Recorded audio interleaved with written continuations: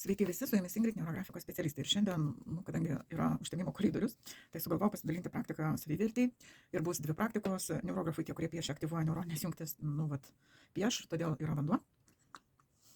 Piešimo metu tikrai gerkite ir aktyvuokite.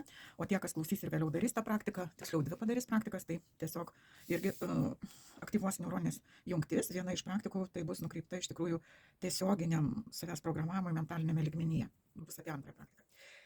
Apie savivertę yra iš tikrųjų labai daug prirašyta, tai galima pasiskaityti ir labai daug yra žmonėms problemų su savivertė. Ir šitas klausimas apie savivertę vis laiks nuo laiko bent jau man iškyla ir ties to klausimo tikrai dirbu. Todėl neįsivaizduokit, kad aš esu tobula, tiesiog tik tai dalinuosi tuo, ką praktikuoju pati. Tai va, apie savivertę, savęs vertinimas. Tai yra toksai vienas iš labai gerų dalykų ir jisai būna pas daugelį sutrikdytas, todėl kad nuo pat vaikystės, tarkim, mes tą klaidingą savęs vertinimą gaunam patirties vaikystėje, kada mus nuvertina ir tada, kada mūsų, kaip vaiko darbai, mūsų kūriniai, tiesiog sutrinami į miltus, vadinkim taip. Ir po to šitas šleifas tęsiasi ir mes tada darom labai keistus sprendimus, ne savo naudai. Tai va, tai būtų trumpai tiek. Tai pirma, ką reikėtų, pirmoji praktika, tiesiog galite sustabdyti ir tai yra iš tikrųjų raštu daroma praktika. Reikėtų, pirmoji praktika, reikėtų pasiimti A4 formato lapą ir ką reikėtų? Reikėtų parašyti atsisėdus ramiai 50 punktų, kuo jūs esate geras. Tiesiog įsivertinkit save ir rašykit 50 punktų apie, čia galiu parašyti apie savo pasiekimus, galima rašyti pasiekimai, savybės, gebėjimai. Kuo esu geras? Tai va, tai čia yra pirmoji toks punktas. Galiu tik tai pasakyti, kad užima tikrai nedaug laiko. Aš bent jau vakar atsisėdau ir pasižiūrėjau, kiek laiko užtrunka. Tai ta praktika man užtruko kažkur tai 10-15 minučių. Tai tikrai, jeigu man užtruko, tai tikrai jūs irgi nesugaišite labai daug laiko. Vat, tiesiog, pavyzdys paprastai prašo pavyzdžiui, esate labai geras, gerai jums gebėjimas, labai gerai mokate kepti blynus, kuriuos dievina jūsų šeima. Pavyzdžiui, žinau žmonių, kurie tikrai labai iškepa labai gražius, skanius blynus. Taip, galbūt esate geras ekspertas kažkokioje tai srity. Nežinau, pasižiūrėsit pagal save, įsivertinsit visą ką. Antroji praktika tai yra iš tikrųjų, čia man piešia, antroji praktika, jinai yra atliekama reguliariai, tai reiškia kasdien, prieš einant miegoti. Prieš užmiegant. Va. Kaip jinai atliekama? Čia nereikės nei piešti, nei dar kažką, bet jinai labai gerai suveikia. Reikia prieš užmiegant, turi 10 pirštų. Ir užlenkti, kuo šiandien buvai geras. Ką gero dėl savęs nuveikėt šiandien. Kuo šiandien buvai geras. Iš tikrųjų, trunkat prieš miegą gal minutę laiko. Maksimum 3 minutės. Ir tikrai išvardinat tokius dalykus. Vat, ką šiandien gero dėl savęs nuveikėte, kuo galit pasidžiaugti. Ir kaip sakiau, šitą praktiką aktyvina labai stipriai neuroninės jungtis, todėl, kad kai lenkiat pirštus, labai gerai veikia motorika. Vat, ir iš tikrųjų, aš ją irgi darysiu, todėl norėsiu, kad ir jūs pasidalintumėt savo įžvalgomis poste šitam.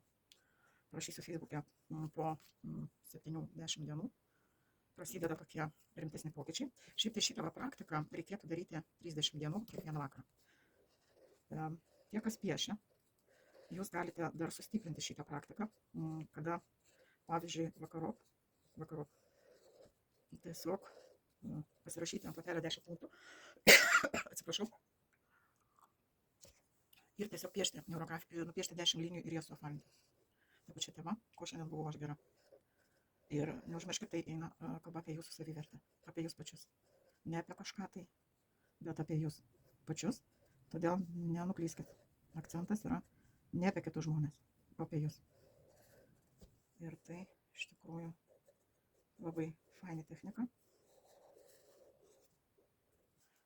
Aš nebuvau kažkada tai daręs, po to vėl truputėlį. nebedariau, bet kai aš darydavau, ją labai, labai fainai, dabar vėl, kadangi savivertė išlindo vėl tas klausimas ir čia yra, kaip ir klausėtės video apie užtemimo koridorių, apie pokyčius, apie programavimą savęs, vėlgi pagalvojama 6 mėnesiam, ką gero galėtume dėl savęs nuvykti, tai vienas iš punktų padidinti savivertę, tai yra labai geras žingsnis, link savo netgi norų realizacijos, tai būna daug greitesnė ir be to, kai savivertė būna, kaip sakyčiau, ne žema, o normali, tada ir atsiranda daugiau pas žmogų pozityvo. Čia irgi yra toksai pliusiukas ir tikrai pasižiūrėkim dar kartą, atkreipkim dėmesį, aš tikrai, kai dariau vieną kartą pozityvą, tai tikrai užfiksavau tokį dalyką kaip pozityvas, darant šitą praktiką. Įdomu, kaip šį kartą bus. Ką šį kartą darydama šitą praktiką atkreipsiu ką dėmesį, man pačiai įdomu. Nes aš po truputėlį irgi kaip ir jūs.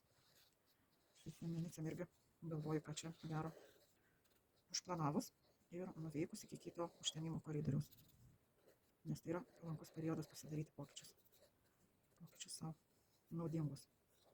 O tai yra labai naudingas reikalas, savivertės didinimas. Taip kad